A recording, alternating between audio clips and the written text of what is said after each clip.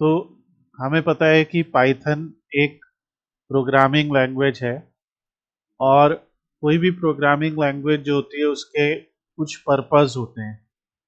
जो most common purpose होते हैं प्रोग्रामिंग लैंग्वेज के, वो होता है वेब डेवलपमेंट। जैसे बहुत सारी प्रोग्रामिंग लैंग्वेज हैं जिनका इस्तेमाल वेब डेवलपमेंट में होता है। वेब डेवलपमेंट मतलब वेब एप्लीकेशन डेवलपमेंट। जैसे ये एक ऑनलाइन एग्जामिनेशन सिस्टम की एप्लीकेशन है। यहाँ पे आप देख रहे हैं कि डिफरेंट टाइप के क्वेश्चंस दिए हैं और उन क्वेश्चंस के आंसर्स हैं।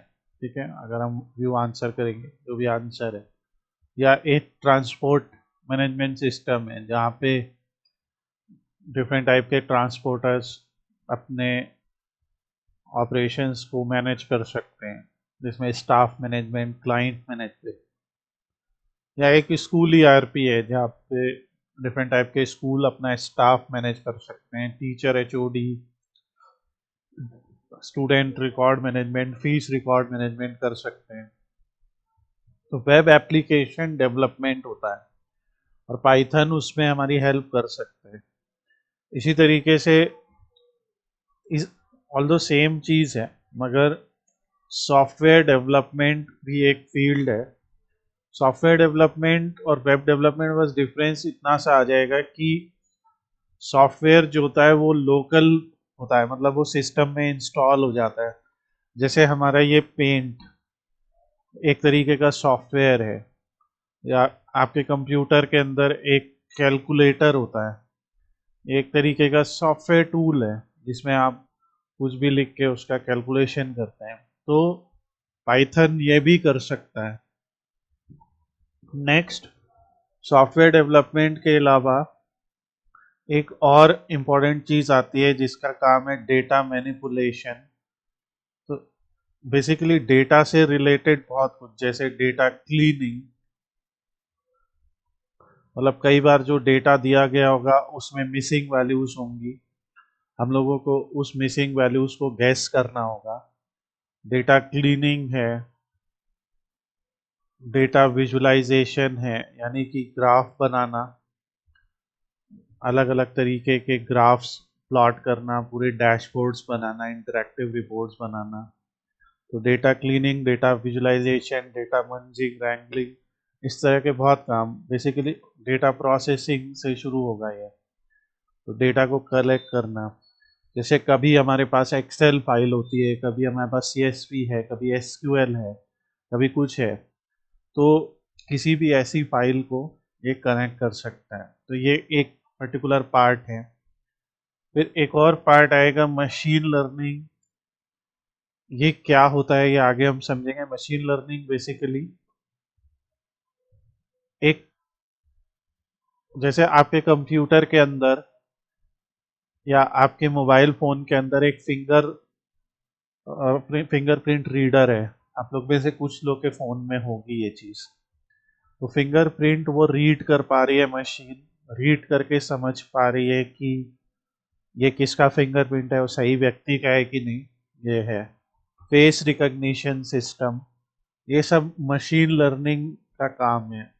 Hand writing detection, optical character recognition, या इवन ड्राइवरलेस कार जो चलती हैं, जैसे टेस्ला की कार हो गई जो ड्राइवरलेस है, और बहुत सारे सिस्टम्स हैं, एडाप्टिव कंट्रोल, इस टाइप के। तो ये मशीन लर्निंग के एग्जाम्पल जो हम लोग आगे और भी देखेंगे। मशीन लर्निंग के बाद ही एक इसी का पार्ट आ जाता है डीप लर्निंग। और डीप लर्निंग के बाद एक और पार्ट जो हम लोग सीखते हैं, जैसे एलएलएम, लार्ज लैंग्वेज मॉडल्स। तो ये सब जुड़ी हुई चीज़ें, और इन्हीं सब चीज़ों को कंबाइंड तौर पे एआई बोला जाता है। सो ये भी एक फील्ड है, फील्ड ऑफ स्टडी है। और इसका काम यही है कि आपको पता ही है इसकी एप्लीकेशंस, जैसे चैट जीपीटी हो गया, परप्लेक्सिटी हो गया, VO3 जो टेक्स्ट से वीडियो बना दे रहा है। तो एआई का यूज़ हर जगह है। आजकल ऐसे हेडफोन्स आ गए जो आप साउंड को थोड़ा सा सुन के उसके क्वालिटी को और ज़्यादा इन्हांस कर देते हैं। तो ये सब है। तो वेब डेवलपमेंट, सॉफ्टवेयर डेवलपमेंट ये, या मोबाइल ऐप डेवलपमेंट में भी इसका कहीं कहीं यूज है।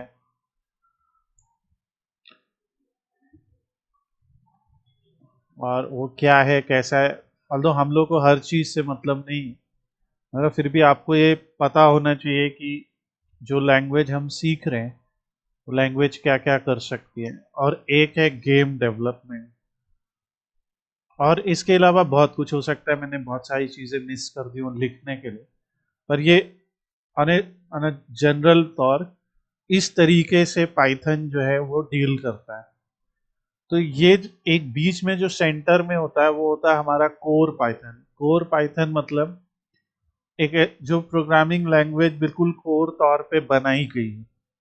जैसे उसके लिए हम एक सॉफ्टवेयर इंस्टॉल करते हैं, और ये सॉफ्टवेयर है आइडल, और इसके बाद हमारे कंप्यूटर के अंदर पाइथन प्रोग्रामिंग लैंग्वेज आ जाती है। और ये सॉफ्टवेयर में जब आप रन करते हैं, जैसे आप लिखते हैं प्रिंट, मान लीजिए हमने लिखा we are learning Python at slides को, मान लीजिए मैंने इस तरीके की एक स्ट्रिंग लिखी, तो ये मैंने एक फंक्शन लिखा प्रिंट फंक्शन, और प्रिंट फंक्शन के अंदर मैंने एक डबल कोट्स के अंदर एक स्ट्रिंग लिखी। जब मैंने इसे एंटर हिट किया तो यहाँ पे आपने देखा कि पाइथन में जो भी हमने लिखा वो प्रिंट हो गया। अगर हमने लिखा प्रिंट 45, प्रिंट फंक्शन है, ऐसे पैरेंथेसिस बोलते हैं इसे, या राउंड ब्रैकेट, तो प्रिंट फंक्शन के अंदर अगर मैंने 45 लिखा, एक नंबर है, तो उसे एंटर किया तो वो नंबर प्रिंट हो गया। अगर मैंने प्रिंट फंक्शन के अंदर लिखा 2 स्टार स्टार 3, ये सब हम आगे सीखेंगे कि ये क्या हो रहा है, मगर हमने लिखा 2 स्टार स्टार 3, तो 8 प्रिंट हो गया, यानी 2 raise to the power of 3। अगर हमने प्रिंट फंक्शन के अंदर लिखा 45 मल्टीप्लाइड बाई 55, तो इनका जो भी प्रोडक्ट होगा, मल्टीप्लिकेशन होगा, वो प्रिंट होगा।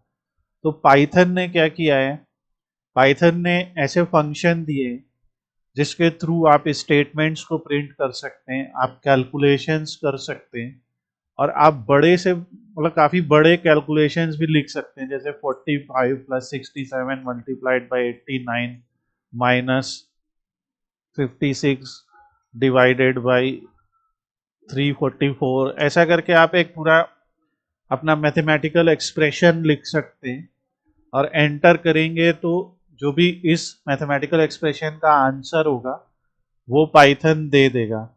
So now you can understand कि क्या हो रहा है, क्या हेल्प कर रहा है पाइथन हमारी। तो ये सारे जो हम यहाँ पे इस तरीके के सिंबल देखते हैं, ये सब पाइथन में ऑपरेटर कहलाते हैं। ये जो हमने देखा ये फंक्शन है। अगर हम लिखते हैं टाइप, टाइप लिखते हैं, और हम लिखते हैं कि टाइप ऑफ 2, तो वो बोलेगा कि इंट यानी इंटीजर, ये एक इंटीजर वैल्यू है। अगर हम लिखते हैं टाइप ऑफ ट्रू, तो ये बोलेगा कि ये एक बूल है, यानी बूलियन वैल्यू है। तो ये जो टाइप फंक्शन होता है ये हमें बताता है कि किसी भी पर्टिकुलर डेटा का, जैसे ये डेटा है 45 एक डेटा है, 2 एक डेटा है, ट्रू एक डेटा है। हम किसी का नाम लिखते हैं, मान लो यहाँ पे हमने भगत नाम लिखा, सो टाइप भगत क्या है, सो str यानी कि स्ट्रिंग वैल्यू है।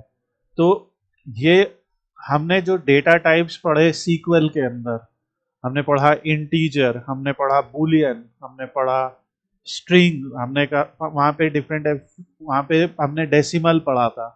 तो अगर हम एक डेसिमल को यहाँ पे लिखते हैं 56.77, सिर्फ हम टाइप फंक्शन में बोल रहे हैं, तो वो हमें उसका टाइप रिटर्न करके दे रहा है। तो ये जो 3 एरो आपको दिखते हैं, ये 3 एरो पे हम अपना कमांड लिखते हैं, और जैसे हम एंटर दबाते हैं तो वो हमारे आउटपुट को दिखाता है। हम लोग ऑल्दो ये 1 बाय 1 सीखेंगे, बट आप देख सकते हैं कि पाइथन कितना सरल है। यहाँ पे कुछ कॉम्प्लेक्स कोडिंग नहीं है। जैसे बहुत सारे प्रोग्रामिंग लैंग्वेज में आप देखेंगे क्लास दिस इनहेरिट्स दिस, ऐसा ऐसा पूरा एक कमांड लिखा होता है, करली ब्रैकेट्स होते हैं और वहां पे डेलिमीटर्स होते हैं। यहाँ ऐसा कुछ नहीं। आइडल में या पाइथन एडिटर में आप अपना सीधा कमांड लिखिए और कमांड लिख के एग्जीक्यूट कीजिए, एग्जीक्यूट हो जाएगा। सो ये जो हम लोग देख रहे हैं ये कोर पाइथन है और इसमें बहुत कुछ है। इट्स नॉट लाइक कि बस इतना ही। इसमें हम लोग कम से कम 15 चैप्टर्स पढ़ेंगे। मगर ये कोर पाइथन जो है, इसके साथ में अगर हम लोग इस दिशा में बढ़ते हैं, मान लीजिए ऐसा है कि हम एक कोर पाइथन सीख के एक चौराहे पे या मल्टी राहे पे खड़े हो गए, सो हम यहाँ से किधर जाएं। आप में से कुछ लोग डिसाइड कर रहे हैं कि हमें वेब डेवलपमेंट फील्ड में जाना है, तो फिर पाइथन की लाइब्रेरीज हैं और ये आप लोग आज से याद रखेंगे। जैसे फ्लास्क है, जेंगो है, ठीक है। ये सारी जो पाइथन की लाइब्रेरीज हैं, अगर आपको पाइथन के थ्रू एप्लीकेशन बनानी है तो यहाँ पे है। यहाँ पे डेटाबेसेस आप जैसे जो यूज कर सकते हैं वो डेटाबेसेस है जैसे मोंगो डीबी या फिर माई एसक्यूएल हम लोग ने सीखा है। मतलब पाइथन में ये कैपेबिलिटी है कि वो एक्चुअली में किसी भी डेटाबेस के साथ कनेक्ट कर सकता है। या पाइथन के साथ जो इनबिल्ट डेटाबेस आता है वो कहलाता है एसक्यूलाइट। ओके, क्या है एसक्यूलाइट? जैसे मतलब हल्का नहीं, लाइट मतलब क्या, हल्का। सो वैसा कुछ नाम है। तो ये आपका है। तो ये उन लोग के लिए ये सब जो कोर पाइथन के बाद वेब डेवलपमेंट करना चाहते हैं। और इसके लिए आपको जो चीज़ें चाहिए, अदर चीज़ें, जैसे आपको HTML आनी चाहिए, CSS आनी चाहिए, जावा स्क्रिप्ट आनी चाहिए, ठीक है। ये तीनों चीज़ें आपको अच्छे से आनी चाहिए। उसके साथ में फ्लास्क या जैंगो क्या है, एक फ्रेमवर्क है। क्या है? फ्रेमवर्क। ये एक तरीके का फ्रेमवर्क है। फ्रेमवर्क का मतलब ये होता है कि ऑब्वियसली ये आपको set of command, set of structure देगा जिसका इस्तेमाल करके आप एक एप्लीकेशन बना सकते हैं। जैसी हम लोग ने अभी देखी, यहाँ पे आपका ऐसा URL आ रहा है। जब URL कोई हिट हो रहा है, लॉगिन हो रहा है, लॉगिन के बाद पूरा आप देख रहे हैं कि यहाँ पे पूरा स्ट्रक्चर हो रहा है, फीस अपने आप रीड होके आ रही है। तो इस तरह से एक पूरा हमें फ्रेमवर्क मिलता है। तो ये याद रखिएगा। फिर अगर जैसे पाइथन के थ्रू हम सिंपल सॉफ्टवेयर डेवलपमेंट करें, और इसमें बहुत कुछ है, जैसे आप APIs, Jason APIs, XML APIs, ये सारी चीजें मैं एक बहुत बेसिक आइडिया दे रहा हूँ ताकि आपको कुछ ये सब नाम याद रहे आज के बाद। फिर इसके बाद जैसे सॉफ्टवेयर डेवलपमेंट फील्ड में आप जाते हैं तो ऑब्वियसली SQLite वगैरह तो कॉमन ही रहेगा, मगर एक और इसके पास लाइब्रेरी है। उस लाइब्रेरी का नाम है TK इंटर, ठीक है। ये पाइथन की लाइब्रेरी है जिसके थ्रू आप लोकल में, मतलब उसके लिए कोई इंटरनेट की जरूरत नहीं, कुछ नहीं, आप लोकल में कोई एप्लीकेशन बना सकते हैं, जैसे TK इंटर SQLite। तो जैसे डेटा कलेक्शन की बात आती है, डेटा कलेक्शन कब होगा? जैसे data collection, how is data collection possible? जैसे अभी मैं यहाँ पे स्टूडेंट ऐड करूँ तो स्टूडेंट का नाम, उनका जेंडर, उनका रोल नंबर, रजिस्ट्रेशन, ये फॉर्म मैं पूरा भर के क्रिएट करूँगा ना, तो हमारी इस एप्लीकेशन में डेटा आ जाएगा। ट्रांसपोर्ट के रूट्स अगर मुझे डिसाइड करने, जैसे यहाँ पे stop 1 school to Indira Nagar, अब वो पेरेंट रूट है तो पूरा यहाँ से रूट का कलेक्शन हो रहा है, हॉस्टल और बोर्डिंग का कलेक्शन हो रहा है, क्लास इन सेक्शन का कलेक्शन हो रहा है। तो ये पूरा फॉर्म के थ्रू है, क्लास 1 2 3 4, हर क्लास में कौन कौन से स्टूडेंट हैं उनको देखना है। ये सब डमी डेटा, तो वो इसका पूरा आ रहा है। इनकी हॉस्टल फीस ले लो, इन्हें फीस ले लो, डिस्काउंट दे दो। सो इट्स लाइक कि ये जो फॉर्म बनते हैं ना, वैसे डेटा कलेक्ट होता है कोई भी एप्लीकेशन जब बनती है। तो यहाँ पे जैसे TK अंतर या हम लोग HTML CSS के थ्रू जो फॉर्म बनाते हैं उनसे डेटा कलेक्ट करके डेटाबेस में सेव कर देते हैं, फिर उस डेटा को रिट्रीव करते हैं। तो ये पार्ट होता है, ये उनके लिए जो वेब डेवलपमेंट या सॉफ्टवेयर डेवलपमेंट फील्ड में जा रहे हैं। ठीक इसी तरीके से मोबाइल ऐप डेवलपमेंट के लिए आपको अलग अलग लाइब्रेरीज की ज़रूरत पड़ती है, मगर वो हमारी दिशा नहीं है। ठीक इसी तरह गेम डेवलपमेंट की लाइब्रेरीज हैं, मगर जो हम लोगों को जिनसे मतलब है वो है ये वाला part, data cleaning, data visualisation. और जो ये सीख लेंगे, जैसे जिनको एआई की दिशा में जाना है ना, तो उनके लिए ये दो चीज़ें हैं। ये दो, मैं इनको मान लो ग्रीन कलर से बोलता हूँ, ये दो चीज़ें। तो डेटा क्लीनिंग, डेटा विजुअलाइजेशन के लिए जो लाइब्रेरीज हम लोग को सीखनी है, वो लाइब्रेरीज हैं सबसे पहले मैट प्लॉट लिब। इसको आप लिख लीजिए। तो मैट प्लॉट लिब, ये मैट प्लॉट लिब क्या है? एक ऐसी लाइब्रेरी है पाइथन की जिसका इस्तेमाल करके हम लोग ग्राफ प्लॉट कर सकते हैं। इसका इस्तेमाल करके बार चार्ट, ये चार्ट, वो चार्ट हम सब बना सकते हैं। तो जैसे हम यहाँ पे एक बेसिक एग्जांपल देखते हैं मैटप्लॉटलिब का, कि जब हमें उस लाइब्रेरी का इस्तेमाल करना हुआ, तो ये गिटहब पे एक एग्जांपल दिया है। तो इन्होंने इंपोर्ट मैटप्लॉटलिब से पाई प्लॉट कर लिया। ये सब हम सीखेंगे, अभी ये मत समझिएगा कि हम ऐसे बस बता रहे, ये हम लोग सीखेंगे पूरा। तो इंपोर्ट कर लिया उस लाइब्रेरी को, और इंपोर्ट करने के बाद डेटा दिया, ये एक्स एक्सिस का है, ये वाई एक्सिस का है, ऐसा कुछ डेटा दिया, और फिर उन्होंने ग्राफ बना दिया। इसी तरीके से यहाँ पे कुछ एग्जाम्पल दिए कि जैसे होम रेंट का परसेंटेज कितना है, अदर यूटिलिटीज का परसेंटेज कितना है, ये दिखा दीजिए, या उनको अलग अलग करके दिखा दीजिए एक्सप्लोर। तो आप देख रहे हैं कि इस कमांड में छोटे छोटे जो हम पैरामीटर्स चेंज करते जा रहे हैं, उन पैरामीटर्स के चेंज होने पे ग्राफ भी हमारा बदलता जा रहा है। हमें अगर बेसिक सा बार चार्ट बनाना है तो भी हम इसी लाइब्रेरी को इंपोर्ट करें, एक और लाइब्रेरी। तो जब हम लोग को कोई नई लाइब्रेरी चाहिए होती है पाइथन में, तो हम लोग इंपोर्ट शब्द का इस्तेमाल करते हैं, और इंपोर्ट शब्द से करके हम उसको पूरा यहाँ पे काम कर सकते हैं। जैसे आपने पूछा लाइब्रेरी का क्या इशू है या क्या मतलब रहेगा, तो जैसे हमें पता है मैथ के अंदर बहुत सारे फंक्शंस एंड फॉर्मूला है, राइट? जैसे मैथ के अंदर बहुत सारे फंक्शंस फॉर्मूला, स्क्वायर रूट निकालना, या किसी नंबर का लॉग निकालना, है ना, या किसी नंबर की पावर निकालना, ये सारे मैथ और बहुत कुछ, तो ये हम लोग सब करते हैं। तो अगर हम एक प्रोग्राम की बात कर रहे, तो जैसे हमने कहा कि हमें निकालना है कि 5 की पावर 3 कितनी है, की वैल्यू क्या होगी, ठीक है? 125 जो भी होगी वो अभी हम लोग करेंगे।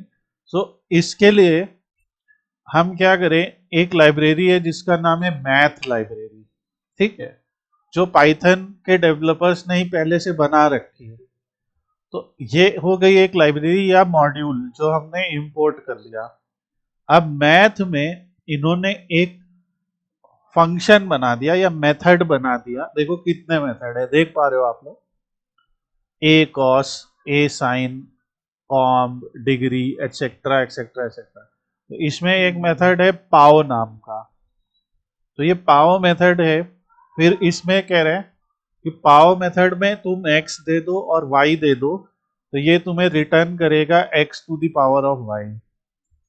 तो हमें 5 की पावर 3 निकालनी थी, तो हमने कहा x हो गया 5, y हो गया 3।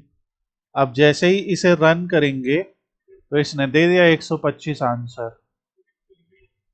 इसी तरीके से हाँ, अगर मान लो हमने लिखा मैथ डॉट और फिर आ गया, इसी तरीके से अगर हमें मान लीजिए किसी नंबर का स्क्वायर रूट निकालना है, तो SQRT एक फंक्शन है, और इसमें हमने लिख दिया 64 का स्क्वायर रूट कितना होता है, तो उसने कह दिया 8.0 यानी 8।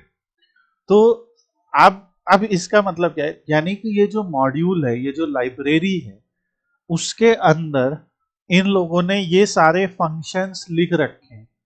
कि कौन सा फंक्शन या कौन सा मेथड, इसे मेथड हम बोल रहे हैं, फंक्शन या मेथड, कि वो मेथड क्या काम करेगा।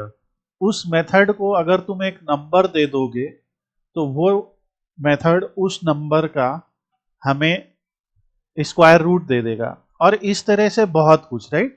देखो यहाँ पे सारा, तो लॉग, लॉग एन, और सारे ट्रिग्नोमेट्रिकल क्वेश्चन जैसे आर्क साइन, आर्क कॉस, या हम लोग निकालते हैं ना कि टेन थीटा, साइन थीटा, कुछ भी, तो वो सारा यहाँ पे निकाल के दे देगा। जैसे मैथ डॉट साइन 30 क्या होता है, तो वो अपना सारे हैं। सो वो सब हम लोग पढ़ेंगे आगे चल के। तो बेसिकली एक लाइब्रेरी में उन्होंने सारे मेथड बना दिए। उन मेथड में बस आप एक्स वाई जेड ऐसे मतलब आर्ग्यूमेंट्स पास कीजिए। जैसे हमने यहाँ पे पास किया ना आर्ग्यूमेंट, जैसे हमने यहाँ 5 और 3 दो आर्ग्यूमेंट पास किए उस मेथड के अंदर, तो वो उन नंबर्स को लेके, उन वैल्यूज को लेके हमारे पास एक डेटा दे देगा।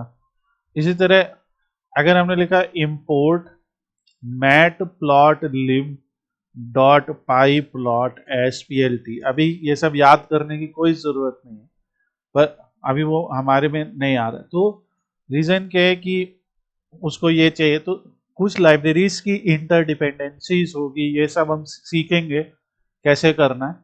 तो ये कोर पाइथन की कैपेबिलिटी को बढ़ाने का काम कर रही है। आपको नहीं लग रहा है कि कोर पाइथन को सिर्फ इतना पता है कि अच्छा दो नंबरों को जोड़ना कैसे है, उसे इतना पता है कि वेरी मतलब बेसिक कैलकुलेशंस पता है, उसे डेटा हैंडलिंग पता है, उसे लूप पता है।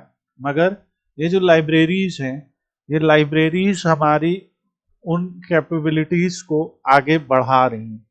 तो जैसे मैटप्लॉटलिब है, नमपाई है, नमपाई जिसको आप न्यूमेरिकल पाइथन, या जैसे मैथ लाइब्रेरी हमने पढ़ी ना, तो ये मैथ लाइब्रेरी के ही थोड़े और आगे की चीज है। फिर जो डेटा एनालिसिस में बहुत यूज होगी, फिर एक और लाइब्रेरी हम यूज करेंगे, इसका नाम है पांडास लाइब्रेरी। ये जो पांडास लाइब्रेरी है, ये हम लोग के सबसे ज्यादा काम की लाइब्रेरी है, क्योंकि पांडास लाइब्रेरी के थ्रू, ठीक है, हम लोग डेटा को रीड कर पाएंगे। तो जैसे यहाँ पे आप देख रहे हैं कि ये पांडास लाइब्रेरी है। पांडास लाइब्रेरी में आप देख रहे हैं पूरा डॉक्यूमेंटेशन है, ये ऑफिशियल वेबसाइट है पांडास की। यहाँ पे पूरा गेटिंग स्टार्टेड, कैसे इंस्टॉल करना है, क्या सारा कुछ यहाँ पे लिखा होता है, ठीक है, यूजर गाइड, डेवलपमेंट। तो ये सब आपको यहाँ जाने की जरूरत नहीं, ये मैं सिखाऊंगा पूरा। और कभी आप अटक जाते हैं या आपको कोई हेल्प चाहिए तो यू कैन कम है। अब जैसे अगर आप लिखते हैं कि पांडास लाइब्रेरी मेथड्स, जैसे हर लाइब्रेरी के मेथड्स होते हैं, तो जैसे इनके जो मेथड है, जैसे मेल्ट, पिवट, क्रॉस टैब, मर्ज। अब जैसे ये मर्ज है, मर्ज में लेफ्ट राइट, तो जो हम लोग ने एसक्यूएल में ज्वाइन पढ़े ना, राइट, हमने क्या पढ़ा, इनर ज्वाइन, आउटर ज्वाइन, तो ये वही काम कर रहा है मर्ज, लेफ्ट राइट आउटर इनर। ये उसी तरीके से अगर हमें दो डेटा फ्रेम्स को कॉन्कैट करना है, जैसे ये एक डेटा है, ये दूसरा डेटा है, तो कॉन्कैट क्या करेगा, उनको जोड़ के एक बड़ा डेटा फ्रेम बना देगा। इसमें इस तरीके के सारे मेथड्स हैं। इसमें जैसे यहाँ पे पढ़िए, ये सबसे इंपॉर्टेंट पार्ट है एज अ बिगिनर। देखिए क्या क्या लिखा है, रीड सीएसवी, सीएसवी फाइल हम लोग ने पढ़ी है सारी, राइट, रीड सीएसवी। फिर रीड जेसन, हमने देखा है जेसन डेटा कैसा होता है, रीड एक्सएमएल, ठीक है, फिर read SAS, read SQL, read SQL query. मतलब इसने क्या किया कि अब आपके पास डेटाबेस है आपका एसक्यूएल में, तो पाइथन क्या कह रहा है कि भाई ये वाली लाइब्रेरी यूज करो, तो अब आप अपने एसक्यूएल के डेटा सेट को रीड करके उसको पाइथन में एनालाइज कर सकते हो, ठीक है। आपके पास डेटा एक्सेल में है, तो क्या कह रहा है कि आपके एक्सेल डेटा को आप पाइथन में रीड कर लो, पूरा यहाँ पे डॉक्यूमेंटेशन दे रखा है। ऐसे रीड कर लो कि ये मेरी एक्सेल फाइल है और ये उस एक्सेल फाइल को यहाँ आउटपुट करके दिखा देगा। जैसे यहाँ पे इन्होंने बहुत अच्छे से एग्जांपल दिया है कि हमारे पास एक स्टॉक डेटा था CSV में, इन्होंने रीड किया, अब ये पाइथन में प्रिंट हो गया डेटा। ठीक है, उसके अंदर हम लोग हेडर वगैरह चेंज करना, टिकर वगैरह चेंज करना, ये सब कर रहे हैं, मैनिपुलेशन कर रहे हैं। फिर रीड एक्सेल किया, एक्सेल डेटा रीड हो गया, फिर उसमें हमने कुछ कोड लिखा और कुछ डेटा मैनिपुलेशन हुआ, डेटा क्लीनिंग हुआ। ये सब एक एक करके पढ़ेंगे। तो मैटप्लॉटलिब, नमपाई, पांडास और इसी के आगे लाइब्रेरी पढ़ने वाले सीबॉन। ठीक है, सीबॉन क्या है, थोड़े से एडवांस टाइप के ग्राफ बनाती है, ऑल्दो ये डिपेंड मैटप्लॉटलिब और नमपाई पे ही करती है, मगर इसके ग्राफ थोड़े से बेटर होते हैं। मैं सारा आप लोग को भेज दूंगा। सो ये है। और उसी तरीके से अगर हमें मशीन लर्निंग और इन सब में जाना है तो मशीन लर्निंग के लिए इनके पास लाइब्रेरी है एसके लर्न। फिर डीप लर्निंग वगैरह के लिए है गूगल की लाइब्रेरी है टेंसर फ्लो। ठीक है, ये सारी हैं जिसमें artificial neural network, convolutional neural network बनाए जाते हैं एसके लर्न के थ्रू। आप लोग ने शायद ये नाम पढ़े हो, नहीं तो हम पढ़ेंगे जब अगर कोई मशीन लर्निंग सीखता है तो उसमें जैसे आते हैं, आपके नाम आते हैं जैसे लीनियर रिग्रेशन, लॉजिस्टिक रिग्रेशन और डिसीजन ट्री और आपके नाइव बायस क्लासिफायर और ऐसे मतलब कई लाइब्रेरी, रैंडम फॉरेस्ट क्लासिफायर, ऐसे कई एल्गोरिदम। ये लाइब्रेरी नहीं है, ये एल्गोरिदम्स है जो ब्लू कलर में दिखे। तो एसक्यूएल के अंदर और बहुत कुछ है। तो ये सारा कुछ जो है पाइथन कर सकता है। तो इसीलिए हम लोग ये कोर पाइथन पहले सीख रहे हैं कि हम लोग पहले पाइथन को बिना लाइब्रेरी के सीखें। जब हमें बिना लाइब्रेरी के पाइथन का यूज आ जाएगा तो फिर हमें जो सा वर्क करना है, जो टास्क या जो प्रोजेक्ट हमें मिलेगा, उसके लिए जो सा भी एडिशनल रिसोर्स हमें चाहिए वो हम सीखेंगे और उसमें काम करेंगे। तो ये है what can Python do. Okay, so simple, what can core Python do, ये हमारा सिंपल सा एक लॉजिक है। और आपको पता ही है कि फिर पाइथन को इंस्टॉल करने के लिए हम लोगों ने क्या किया है, पाइथन को इंस्टॉल करने के लिए हम लोग ने python.org वेबसाइट का इस्तेमाल किया और python.org इस्तेमाल करके हमने एक सॉफ्टवेयर इंस्टॉल कर लिया जो कि आइडल है। नाउ सपोज कीजिए कि हमको नहीं करना इंस्टॉल और फिर भी हम एज अ बिगिनर ट्राई करना चाहते हैं, तो उसके लिए आप गूगल पे जाइए और सर्च कीजिए कोलैब, गूगल कोलैब। आप जब गूगल कोलैब को सर्च करेंगे तो यहाँ पे आपके सामने एक ऐसा इंटरफेस आएगा। इस इंटरफेस में आपके सामने जैसे ये देख रही, जितने भी हम लोग ने प्रोग्राम्स बना रखे हैं ना, वो सारे यहाँ पे हैं। जैसे इसमें product sentiment analysis, IPL analysis, एक एग्जांपल दिखा दूं तो यहाँ से हम लोगों ने, जैसे आईपीएल का हमारे पास डेटा था, आईपीएल में कितने मैचेस हुए, आईपीएल में कितना जो कुछ भी इवेंट्स हुए, जैसे कौन सी टीम जीती, कौन सी हारी, किसने कितने मैच खेले। अब देखिए जैसे ये आईपीएल प्रोजेक्ट है, आईपीएल प्रोजेक्ट में क्या हुआ, हमने पहले जो नेसेसरी लाइब्रेरीज थी इंस्टॉल की, एक इमेज दिखा दी कि भाई इन टीम्स का डेटा है, ये सभी मैचेस का डेटा और सभी जो डिलीवरीज यानी बॉल्स जो फेंकी जाती हैं उनको हमने इंपोर्ट कर लिया। फिर यहाँ से हमें दिखने लगा ये सारे मैचेस हैं।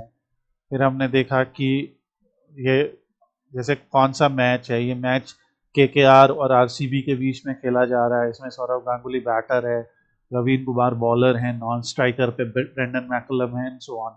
ऐसे पूरा लोड हो गया। ये सब कमांड मैं सिखाऊंगा आपको, it will be like a live project.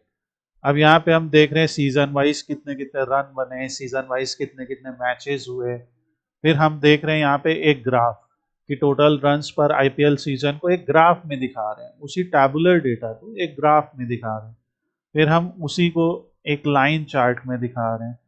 फिर हम यहाँ पे एक इंटरैक्टिव चार्ट दिखा रहे हैं। देखिए ये इंटरैक्टिव चार्ट का मतलब क्या है कि जब हम उसके ऊपर माउस होवर कर रहे हैं तो वो हमें दिखा रहा है कि ये सीजन कौन सा है और इसमें एवरेज रन पर सीजन पर मैच कितने गए, दोनों इनिंग्स मिला के। फिर और डेटा की strike rate versus boundary percentage के बीच में स्कैटर प्लॉट, और यहाँ हर प्लेयर का है। जैसे संजू सैमसन का जो बाउंड्री परसेंटेज है 17% है, इसका स्ट्राइक रेट 139 है। तो बहुत इंटरेस्टिंग प्रोजेक्ट है। फिर यहाँ पे उसी को हमने देखा कौन कौन बैटर है जो एग्रेसिव होता है। अगर आपको आईपीएल नहीं पता तो मैं थोड़ा थोड़ा बताते रहूँगा। तो एग्रेसिव बैटर में जैसे ये सब है, जैसे आंद्रे रसल हो गए या क्रिस गेल हो गए। क्रिस गेल का बाउंड्री परसेंटेज 22%, इनका स्ट्राइक रेट 150, यानी हर 100 गेंद ये खेलते हैं तो 150 रन बना देते हैं लगभग, और इन्होंने ऐसा करके 4,956 रन बना दिए। तो ये एक प्रोजेक्ट है जो एंड, मतलब जैसे आप लोग का क्वेश्चन होगा ना कि ये सब जो हम सीख रहे हैं उससे क्या हम कर सकते हैं, डेटा एनालिसिस में क्या होगा। तो आप देख रहे हो ये सीबॉन का प्लॉट है, बॉक्स प्लॉट कहलाता है, ये वायलिन प्लॉट कहलाता है, ये हमारा ये प्लॉटली है। ठीक है, प्लॉटली में इंटरैक्टिव चार्ट होते हैं जहाँ पे हम किसी डेटा पॉइंट को देखते हैं तो वो पॉइंट हमें दिखता है कि क्या कर सकते हैं। और ये वेन्यू एनालिसिस है कि हर स्टेडियम में कितने कितने रन परसेंटेज बनते हैं, ये उसी का ही इंटरैक्टिव चार्ट है। ये हमारा हीट मैप कहलाता है। तो आप देखो एक ही प्रोजेक्ट के अंदर हमने bar chart, violin chart, box plot, scatter plot, ठीक है, अलग अलग टाइप के स्कैटर प्लॉट, लाइन चार्ट सारे यूज करके दिखाया। तो ये जो है ना, ये with the help of Python और इजीली हम सीख सकते हैं। पर यहाँ तक पहुंचने के लिए हमें क्या करना रहेगा, हमको पाइथन स्टार्ट करना होगा। तो जैसे गूगल कोलैब में आप न्यू नोटबुक खोलेंगे, अगर आपके सिस्टम में नहीं भी इंस्टॉल है पाइथन तो, पर इस केस में आपको इंटरनेट कनेक्टिविटी चाहिए होगी। तो इंटरनेट कनेक्टिविटी अब बहुत कॉमन है, बहुत कम डेटा लेता है। तो यहाँ से आप इंपोर्ट कीजिए, यहाँ पे लिखिए माई फर्स्ट पाइथन कोड, ऐसा करके आप यहाँ पे लिखिए। ये आपकी फाइल का नाम होता है ना, कि हमारी फाइल का नाम हम देते हैं कि क्या करने वाले हैं। फिर यहाँ पे आप देख रहे हैं कि एक ऑप्शन दिया है कनेक्ट नाम का। तो ये एक नोटबुक है, क्या है, नोटबुक, जुपिटर नोटबुक। तो ये क्लाउड होस्टेड नोटबुक है। नोटबुक क्या होती है, जिसमें आप अपना जैसे नोट्स लिखते हैं ना, नोटबुक। तो this is cloud hosted notebook. यहाँ बेसिकली आप अपना कमांड लिखेंगे, जैसे आपने अभी देखा जो आईपीएल प्रोजेक्ट मैंने दिखाया आपको। सो क्लाउड होस्टेड नोटबुक को आप ऐसे कनेक्ट कर लेंगे।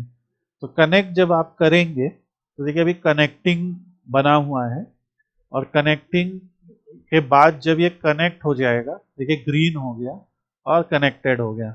अब देखिए ये क्या लिखा है, पढ़िए, connected to Python 3 Google compute engine backend, और उसने हमें करीब 12 जीबी की रैम दे दी और करीब 107.72 जीबी का हार्ड डिस्क भी दे दिया। तो यहाँ पे मतलब कभी कई बार क्या होता है ना, हमारे कंप्यूटर की रैम हल्की होती है तो हमारे कंप्यूटर में और भी 50 प्रोग्राम चल रहे होते हैं। तो ये आप लोग की क्या हेल्प करेगा, इवन आपका कंप्यूटर अगर बहुत ही बेसिक भी है तो आप इसमें कोडिंग करिए, और हैवी कोडिंग भी आप इसमें कर पाएंगे। क्योंकि मान लो मेरे पास लाखों रोज का डेटा है ना, लाखों रोज के डेटा को इंपोर्ट करना है, उसमें एग्जीक्यूट करना है, वाला जो डेटा अभी मैंने दिखाया था ना। तो आप सोचो एक मैच में 240 बॉल फेंकी जाती हैं लगभग, और ऐसे सीजन वाइज 60-70 मैच होते हैं, और ऐसे 18-19 सीजन हो गए। तो कितना है वो, 2-2.5 लाख रोज का डेटा है। तो नॉर्मल कंप्यूटर में वो प्रोसेस होने में टाइम लग सकता है। तो ये गूगल कोलैब आपकी हेल्प करेगा। जैसे मैंने लिखा कि x की वैल्यू है 5, ये हमने हर बार किया। मैंने लिखा x की वैल्यू 5 है, y की वैल्यू 6 है, और मैंने फिर कहा कि अच्छा बताओ x प्लस वाई कितना होगा। तो जैसे ही इसे रन करेंगे वो आंसर दे देगा कि भैया x प्लस वाई जो है ये होगा।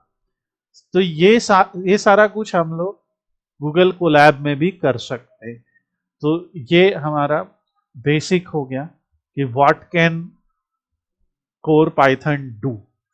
और फिर इसके बाद हम लोग जो है अपनी ज़रूरत के अनुसार, जैसे स्वाद अनुसार नमक मसाला डालते हैं, वैसे ही हम लोग ज़रूरत अनुसार लाइब्रेरी और मॉड्यूल पिक करेंगे, which we will discuss in upcoming class.